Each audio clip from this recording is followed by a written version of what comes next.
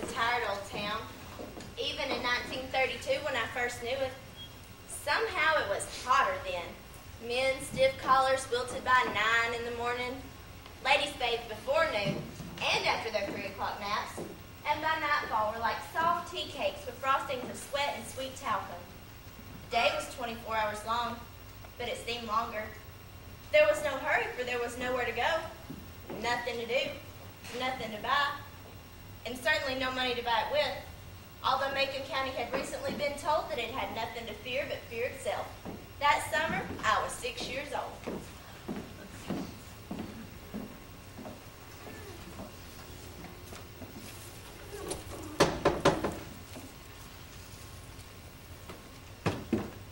Hey there, Mr. Cunningham. Morning, miss. My daddy's getting dressed. Would you like me to call him for you? No, it's all right. I don't care to bother. Why, it's no bother. He'll be happy to see you. Atticus, Atticus, it's Mr. Cunningham. Morning, Walter. Morning, Mr. Finch. I brought you these here hickory nuts as part of my entitlement. Thank you. Morning.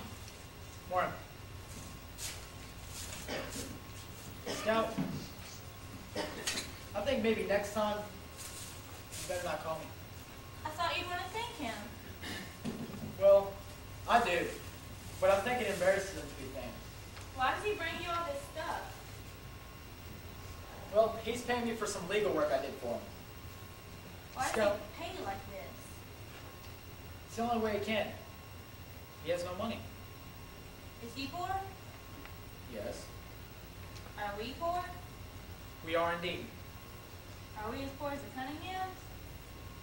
No, not exactly. The Cunninghams are country folks, farmers. The crash hit them the hardest. Scout, call your brother. Atticus jumped up in the tree, says he's not coming down if you agree to play football for the Methodists. Jim, son, come on out of that tree and have breakfast. That Permy has a good one. Hot biscuits. I ain't coming down till you agree to play football for the Methodists.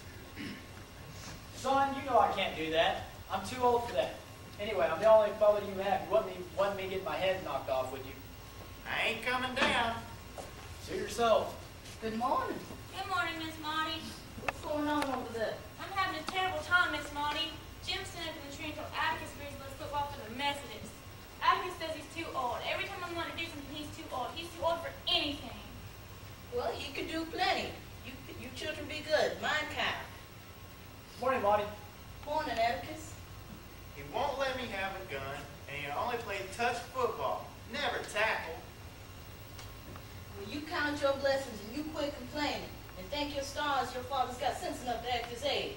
Jim, he is pretty old. I can't help that.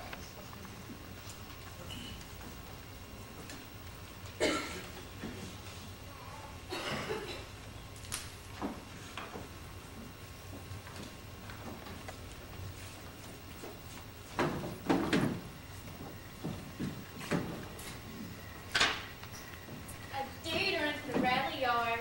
Scott, you ever been in the Radley yard? No. Well, I haven't. It's the scariest place I ever been. There goes the meanest man that ever took a breath of life, Nathan Radley. Why is he the meanest man? Well, for one thing, there's a boy named Boo there keeps chained to a bed in the house over yonder. Come on. See, he lives over there. He only comes out at night when you're sleeping and it's pitch dark. Once I heard him scratching on the screen door, but he was gone by the time Atticus got there. I don't believe you.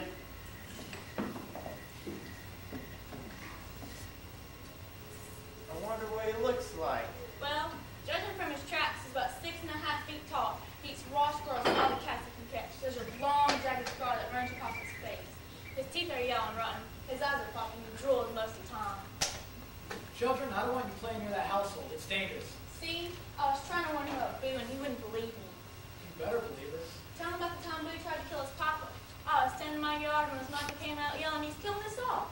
Turns out Boo was sitting in the living room, cutting up pieces of paper for a scrapbook, and when his daddy came by, reached over with a scissors, stabbed him in the leg, put him out, kept right on cutting. They wanted to send him to an asylum, but his daddy said, "No, Radley's going to any asylum." So locked him up in the basement of the courthouse. Till a native died of damn, and brought him back home. There he is to this day, over there with his sisters. Lord knows what he's doing or thinking. Hey, what do you got in the box? Nothing. Come on. If I show you, will you promise not to tell anybody? I swear. Cross your heart. I found all of these in that note of that old tree at different times. This is a spelling medal we used to wear a spelling medal before we were born. And another time, I found this and this. Scout, you know something else I never told you about the time I went back to the Radley house? Something else? You never told me anything about that night. You were in the Radley yard? The boys dared me to go over the fence. And well, the first time when I was getting out of my britches, You thought those bridges, the ones that are all patched up? well, I got them hung on the fence and I had to pull them off so I could get away. So he wouldn't get me. You mean me and all Nathan Radley?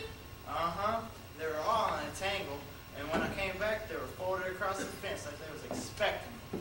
It was to be a long time before Jim and I talked about Boo again. School finally ended, and summer came.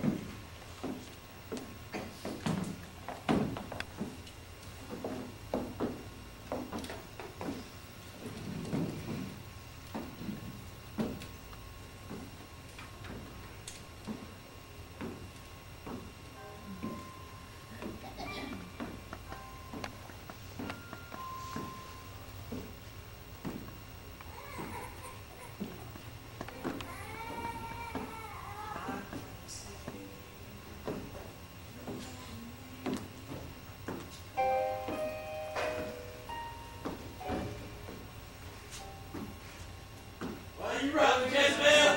I'm sorry, Dad! Please don't hit me! I'm sorry, Dad! For you, dear old.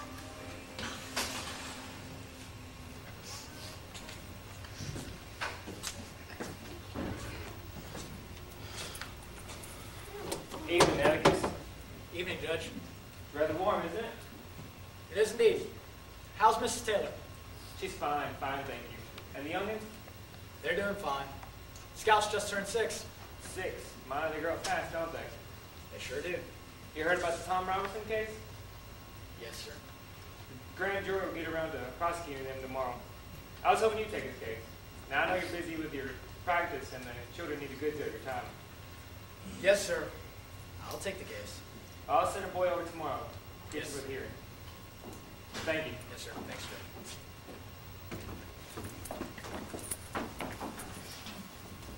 Now, as we ventured out of the comfort of our own neighborhoods, we often found ourselves in hostile territory. And amongst the most dangerous passages was the street where Mrs. Dubose lived. She was vicious. Jim and I hated her. She had one single Negro servant girl who cared for her. It was rumored that she had a CSA pistol under her shawl. It was further rumored that it was loaded, and she was possessed of a most careful and precise aim. We tried to be mannerly. Hey, Mrs. Dubose. Hey there, Mrs. Dubose. Don't say hey to me, you ugly girl. It's good afternoon, Mrs. Dubose. Atticus wouldn't like the way you talk to us. Atticus, well, young lady, the way you call your daddy Atticus and not Father Finch is a disgrace. Don't you laugh. Your mother was a saint. It saddens my heart to see the way your papa let you children run wild. You little disrespectful mutts, get out of my sight. Night after night, Jim would come home furious over the way Mrs. Dubose taunted us. Jim, easy does it, boy. Mrs. Dubose, an old, ill lady. You can't hold that against her. Nights we walked by with Atticus, he would speak to her. Good evening, Mrs. Dubose. You look like a picture this evening. Although he never mentioned just what that picture was. It was a pleasant enough phrase to silence Mrs. Dubose. But one day... Ugly girl in those overalls. Nice girl like you should be in a dress and a camisole. Who dresses you, you little ragamuffin? Don't pay her any attention, Scout. Where are you going this time of day?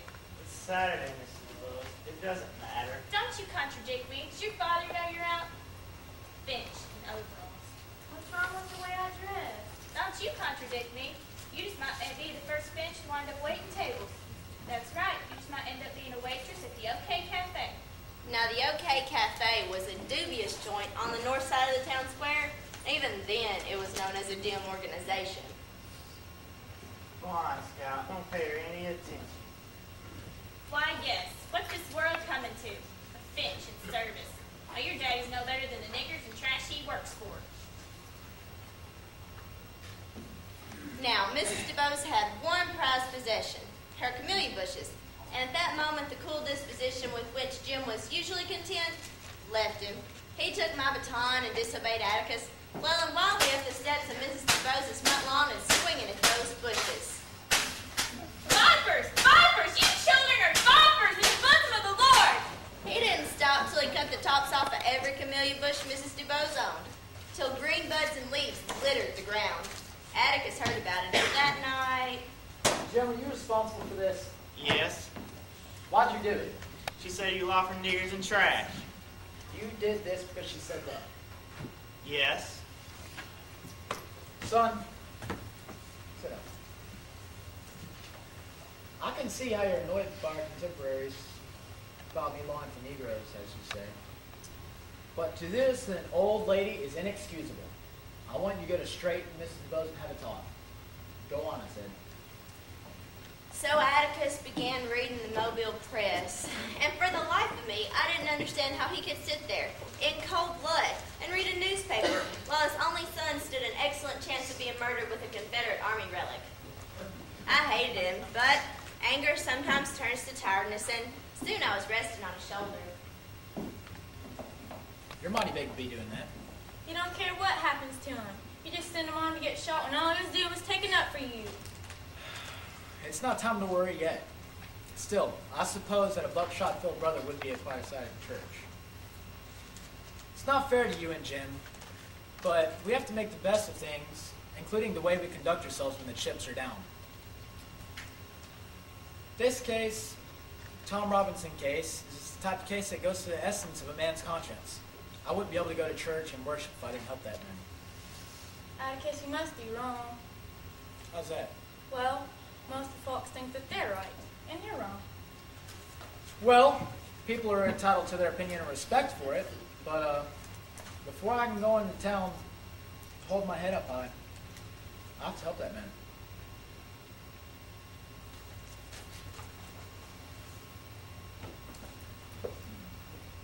Well, son? I cleaned up as best as I could. Told her I'd come back every Saturday and try and grow them back. I said I was sorry, but I wasn't. Well, there's no point in saying you're sorry if you're not. Son, she's an old lady and she's ill. You can't hold that against her. But she wants me to read to her. Read to her. But she wants me to do it every day, after school, and on Saturdays, for 2 hours. Do I have to? Certainly. But she wants me to do it for a month. Then you'll do it for a month. But inside the house, it's all dark and creepy. Son, that should appeal to your imagination. Imagine you're in the Riley household. So Jim and I went to Mrs. Dubose's every day after school for our helping of abuse.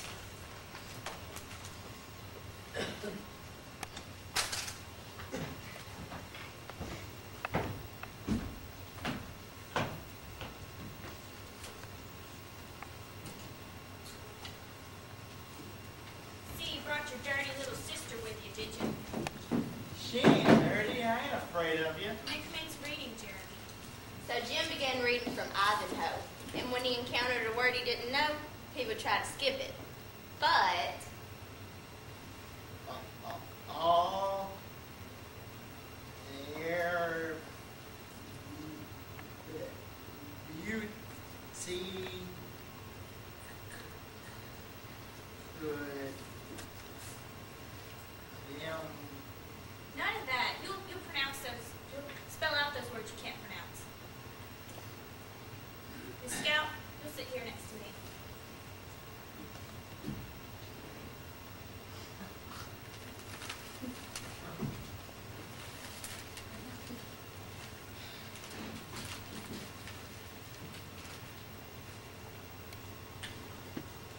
after a while, her tongue would roll.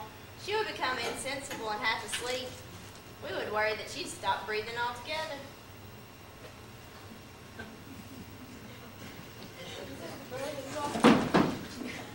It's time for you to go. It's time for my medicine. Shoo, shoo.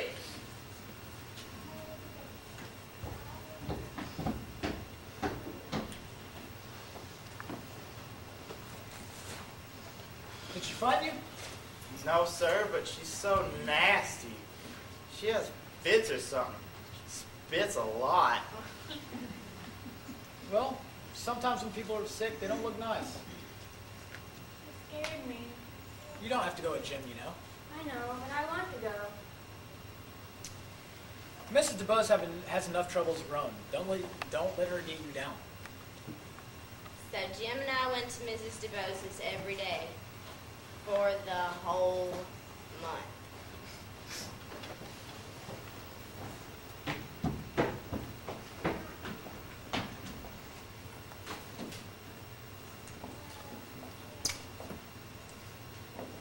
Chapter 8.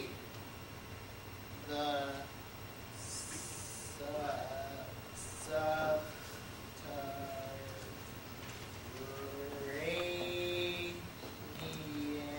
How any boy could get so many regular English words wrong is a matter of amazement to me. Men, I was coming from home from the office and I didn't see the children. I thought they might be here. do you know what time it is? It's exactly 14 minutes past 5. I have the alarm clock set for 5:30. I want you to know that. Well, I think Jim's reading days are numbered. Only another week. You heard her, son. Only one more week. Well, she said just a month. So the torture continued, with Mrs. Dubose fixing on us when Sir Walter Scott bored her. Bet you regret tearing up my camellias now, eh, boy? Thought you'd kill my snow on the mountains, but they came back all right. Next time, you'll do it right and pull them up by the roots. Well, it's been another hard week. That's all. That'll do. Good day to you. It's over. Really? We don't have to go back. Never. And then a couple of weeks later, the phone rang, and Atticus told us.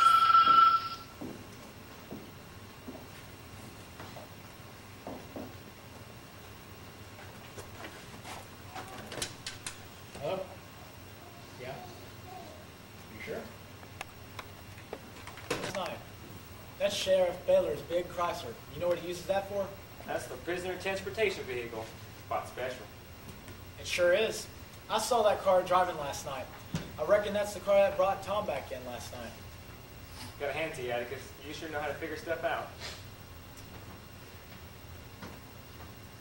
I guess that's why you didn't tell no one he's here. Isn't that right? Powerful lot of people angry about this Ewell business. Yeah, I reckon so. We aim to keep things from getting dangerous if we can. Can't see much danger in a little southern town like Macomb, can you? Oh, we got news that word might have gotten around. Is that a fact? Reckon so. Heck, I'm sorry. no need to be sorry. Just be thankful you're still alive. Thank you.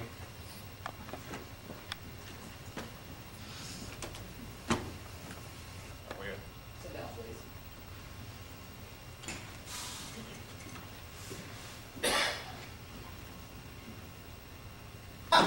Now we gotta see her scrapping. We ain't no stronger than the girl. Just imagine what I'm gonna do to her. Why you not bring retard? I'll kill you!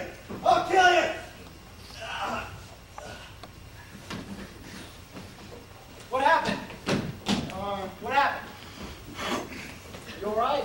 Yes, sir. You sure? Yes, sir. You got this.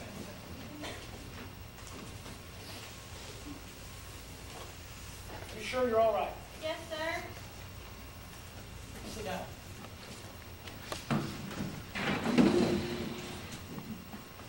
What happened? I don't know. I don't know. Sheriff Tate, please. Atticus, is Jim dead? No, he's unconscious. We won't know what really happened until Doc looks him over. Sheriff, Atticus. Looks like someone's been after my kids. Yeah? Looks like he has a bad break. Looks like someone tried to wring his arm off. All right. Bye. Well, Atticus, I'm off to the morgue. Doc, or Jim's gonna be fine. It's Ewell that's the problem. what is it? Bob Ewell's lying over underneath the tree, over yonder, dead with a kitchen knife stuck up under his ribs. He's dead, Mr. Finch. Are you sure? Deader than a critter in the road that didn't see the lights coming. Scout, can you tell us just what happened? I don't know. All of a sudden, somebody grabbed me and knocked me to the ground. Jim found me then. Then somebody grabbed him, Mr. Ewell, I reckon. Then somebody grabbed him. There was a powerful lot of fighting. Then I saw someone helping Jim. Who was it? There he is. He can tell you his name. Well, well, I declare. This is a meeting that's long overdue. Miss Jean Louise Finch, I'd like you to meet Mr. Arthur Boo Bradley. Please make your acquaintance, Mr. Radley. Mr. Ewell didn't hurt you, did he? Is Mr. Ewell gonna be all right? Say goodnight, Dara. And Jen, if you want to, Arthur. It's all right. He's asleep. He wouldn't let you if he was awake, though. Let's go on the porch, Arthur. Doc, what do you make of this? Well, I'm no lawyer. That's your department. I found defensive wounds on Boo, like a savage maniac, beating him with his left hand. Like a left-handed Mr. Ewell? Nope, like a savage maniac. Atticus, Jim didn't hurt Mr. Ewell, did he? No. It seems as though Mr. Ewell hurt himself. Jim tried to help me. He told me to run. I guess he's not such a bad brother after all. I guess not. Well, there's a black man dead for no reason, and the man who's responsible is dead too. Let the dead bury the dead this time, Mr. Finch. When word gets out, Boo Radley will be the most popular man in town. Well, one thing's for sure, all the ladies in Macomb will be knocking on his door, bringing him angel food cakes. To take one man who has done you and this town a big favor and dragging him out of his shy ways in the limelight, that's a sin, Doc. It's a sin.